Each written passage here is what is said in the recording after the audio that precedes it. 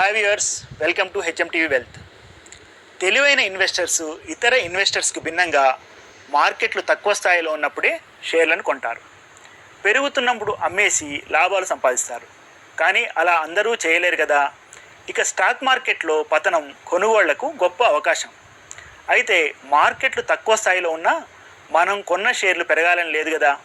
అలాంటి పరిస్థితుల్లో ఏ షేర్లు కొంటే మంచిది, మంచి షేర్లను కనిపెట్టడం ఎలా, ఇలా ఆలోచించేవారు ప్రధానంగా చూసే అంశాల్లో బుక్ వాల్యూ ఒకటి. అసలు బుక్ వాల్యూ అంటే ఏమిటి, కొన్ని రంగాల షేర్లు ఎందుకు బుక్ వాల్యూ కన్నా తక్కువకు ట్రేడ్ అవుతుంటాయి, అలాంటి షేర్లు కొనచ్చా, ఈ ప్రశ్నలన్నిటికీ సమాధానం ఈ వీడియోలో చూద్దాం. ఒక కంపెనీ ఆస్తుల్లోంచి అప్పుల్ని, గుడ్విల్, పేటెంట్స్ ఇలాంటి కనిపించని ఆస్తులు తీసివేయగా వచ్చే విలువనే ఆ కంపెనీ పుస్తక విలువ లేదా బుక్ వాల్యూగా పరిగణిస్తారు. అంటే కంపెనీ అకౌంట్ బుక్స్లో ఉన్నదానికి నికరంగా ఉన్న ఆస్తుల విలువే ఆ కంపెనీ బుక్ వాల్యూ అన్నమాట. కంపెనీ బుక్ వాల్యూను ఆ కంపెనీ మొత్తం షేర్ల సంఖ్యతో భాగిస్తే వచ్చేదే బుక్ వాల్యూ పర్ షేర్. సాధారణంగా బుక్ వాల్యూ కన్నా తక్కువకు ట్రేడ్ అవుతున్న షేర్లను ఫండమెంటల్స్ ప్రకారం చౌకగా పరిగణిస్తారు. ఇతర ఫండమెంటల్స్ అన్నీ సక్రమంగా ఉండి షేరు దాని పుస్తక విలువ కంటే తక్కువకు ట్రేడ్ అవుతుంటే ఆ కంపెనీ షేరు విలువ ఉండాల్సిన స్థాయిలో లేదని అర్థం.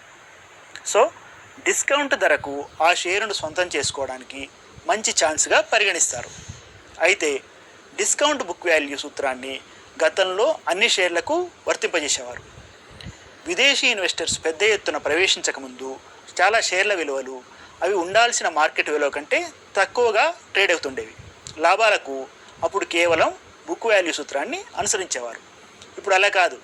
ఎన్నో రకాల సంస్థలు, ఫండ్స్, హెచ్ఎన్ఐస్, ఎఫ్ఐఐస్, రీసెర్చ్ సంస్థలు మార్కెట్లో పార్టిసిపేట్ చేస్తూ అధిక షేర్లను జల్లెడ పట్టేశాయి. విలువ ఉందని తెలిస్తే అతివేగంగా దాన్ని అమాంతం పెంచివేయటం, లేదని తెలిస్తే క్షణాల్లో దించేయడం జరిగిపోతుంది. దీంతో బుక్ వాల్యూ ఇంపార్టెన్స్ తగ్గిపోయింది. అందుకే పర్టికులర్ సెక్యూరిటీ బుక్ వాల్యూని చూసేప్పుడు దాని భవిష్యత్ వ్యాపార విలువ కంటే అది తక్కువకు ట్రేడ్ అవుతుందా అన్నది గమనించాలి. అంటే బుక్ వాల్యూనే కాకుండా కంపెనీ రాబడుల రికార్డు, భవిష్యత్ వ్యాపార అవకాశాలను కూడా పరిశీలించాలి.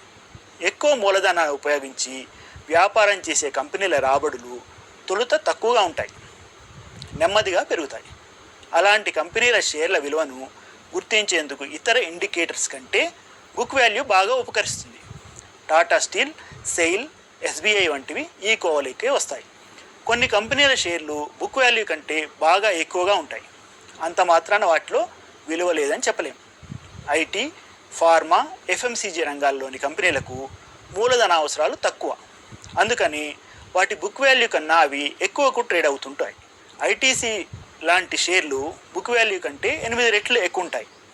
సో వాటిని బుక్ వాల్యూతో కాకుండా భవిష్యత్ వ్యాపారం, భవిష్యత్ ఆర్జన, పిఈ వంటి ఇండికేటర్స్తో అంచనా వేయాలి. స్టాక్ మార్కెట్లో కొన్ని రంగాల షేర్లు బుక్ వాల్యూ కన్నా తక్కువకు ట్రేడ్ అవుతుంటాయి.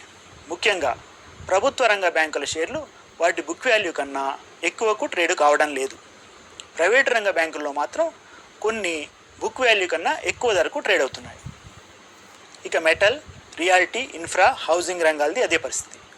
నిజానికి ఐటీ, ఫార్మా, ఎఫ్ఎంసీజీ రంగాలు మినహా ఆర్థిక వ్యవస్థకు ఊతమిచ్చే చాలా రంగాల పనితీరు పేలవంగా ఉండటంతో వాటి పుస్తక విలువ తగ్గుతోంది. షేరు ధర దాని బుక్ వాల్యూ కంటే తక్కువకు ట్రేడ్ అవ్వడానికి చాలా కారణాలు ఉంటాయి. కంపెనీ భవిష్యత్తు పట్ల ఇన్వెస్టర్స్కి విశ్వాసం లోపించడం ప్రధాన కారణం. కంపెనీ పనితీరు బాగోలేదన్న అంచనాలతో దాని షేరు పడిపోయి బుక్ వాల్యూ కన్నా తక్కువకు ట్రేడ్ అవుతుంది. కంపెనీ తన బుక్ వాల్యూను పెంచుకోవడానికి ఖాతాల్లో కొన్ని విధానాలను అవలంబిస్తుందన్న ఇన్వెస్టర్ల అంచనాలు షేర్ ధర బుక్ వాల్యూ కంటే తక్కువగా ఉండటానికి మరో కారణం. కొన్ని సందర్భాల్లో ఆ కంపెనీ తాలూకు రంగం బాగలేనట్లయితే ఆ కంపెనీ పనితీరు బాగున్నా షేరు